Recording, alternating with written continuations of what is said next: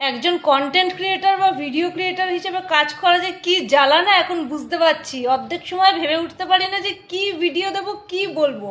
Emotional কিছু বললে লোকে ভাবে তাহলে এর সাথে এইরকম ঘটেছে।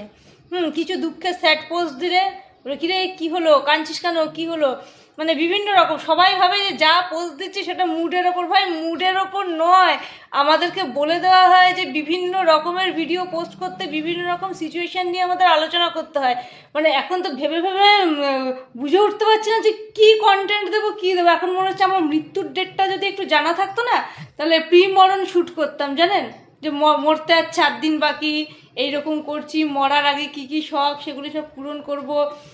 বাড়ির লোককে বা বাচ্চাদের উদ্দেশ্যে কি বলে যাব।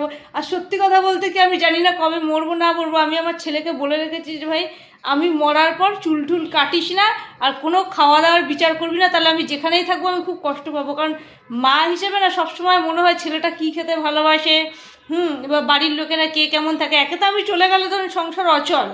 হ্যাঁ, এবার যদি আমার বর একটু ট্যালেন্টেড হয় তো আমার সাধ্যের আগে আর একবার অনুষ্ঠান করে মাংস ভাত খাইয়ে দেবে। হ্যাঁ, সেটা আমি জানি না ও কী করবে।